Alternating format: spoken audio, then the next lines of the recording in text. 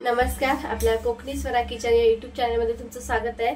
तर आज आपण आपल्या किचनमध्ये एक झटपट होणाऱ्या रेसिपीचा एक प्रकार बघणार आहोत। तर चला साहित्य बघून रेसिपीला सुरुवात करूया।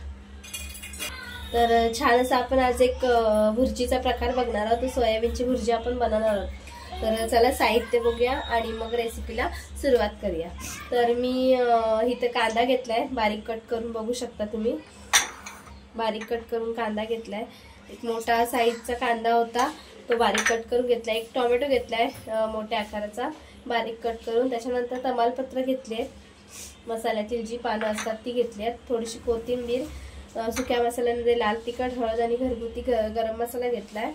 आलं लसूण असं ठेचून घेतले जाडसर, कढीपत्ता। तर लगेच आपण फोडणी करायला घेऊया। तर मी गॅसवरती पातेलं गरम करायला ठेवलंय। त्याच्यामध्ये आता आपण घालूया तेल।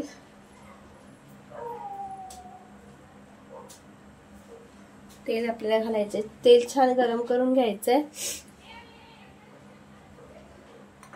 त्याच्यानंतर घालायचे तमालपत्र। तमालपत्र तेलामध्ये लगेच करपतात, म्हणून तेल कमी गरम असतानाच घालायचे। छान अशी मिक्स करून घ्यायचे 1 मिनिटासाठी। कांदा घालायचा,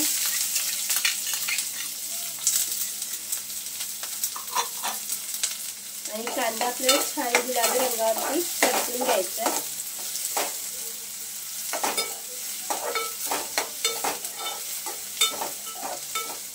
1-2 मिनिटासाठी। 1-2 मिनिटासाठी आपण कांदा फ्राय करून घेतलाय। त्याच्यानंतर आपल्याला घालायचंय लसूण आणि आलं घेतलं ठेचून, ते घालायचं। कढीपत्ता त्याच्यासोबतच छान 1-2 मिनिटासाठी परतून घ्यायचं व्यवस्थित।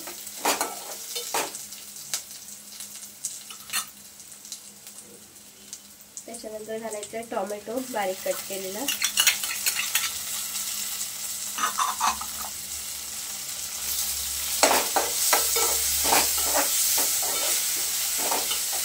छान मिक्स करून घ्यायचे।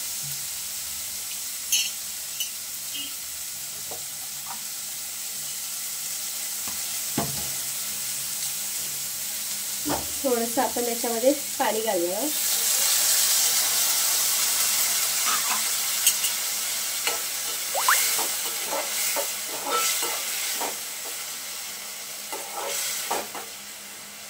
छान मिक्स करून ह्याला कांदा टोमॅटो वगैरे सगळं एकत्र शिजवून घ्यायचं आपल्याला। 1 मिनिटासाठी झाकण ठेवून छान मिक्स झाल्यानंतर आपल्याला त्याच्यामध्ये घालायचे सुके मसाले।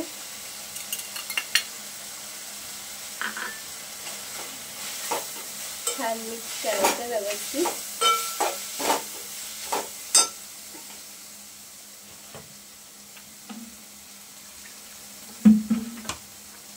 परत एकदा 2 चमचे आपण त्याच्यामध्ये पाणी घालणार आहोत।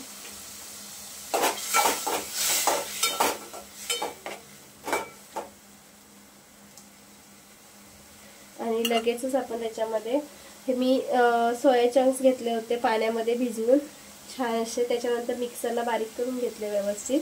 हे घालून घ्यायचे आपल्याला सगळं याच्यामध्ये।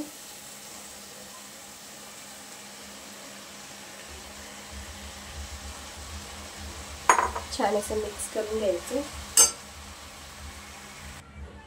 चवीनुसार मीठ घालायचंय, थोडंसं पाणी घालणार आहोत आपण। कोथिंबीर घालायची आपल्याला।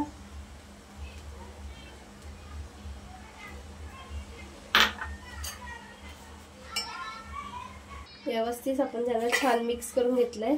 स्लो गॅसवरती आपल्याला झाकण ठेवून ह्याला 2 मिनिटं वाफ काढून घ्यायचे व्यवस्थित। छान असं 2 मिनिटांनी आपण सगळं शिजवून घेऊ।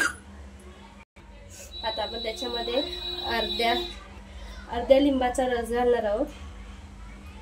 छान एक वेगळी चव येते त्याला। परत एकदा छान मिक्स करून घेऊया।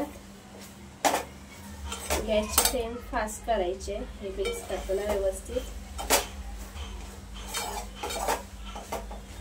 आणि छान अशी आपली झटपट अशी सोयाबीनची भुर्जी रेडी झाली आहे। चपाती सोबत, भाकरी सोबत, कशासोबतही खा, खूप छान लागते। जी तमालपत्र आपण वापरली ती जर ताजी असती झाडावरची तर खूपच छान लागते।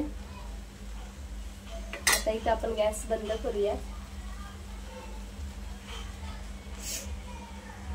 तर बघा झटपट अशी आपली सोयाबीनची भुर्जी रेडी झाली आहे। तर तुम्हाला आजचा हा सोयाबीन भुर्जीचा व्हिडिओ कसा वाटला हे नक्की कमेंटमध्ये सांगा। व्हिडिओ आवडल्यास लाईक करा, शेअर करा, चॅनलला सबस्क्राईब करा आणि बेल आयकॉन दाबायला विसरू नका। थँक्यू।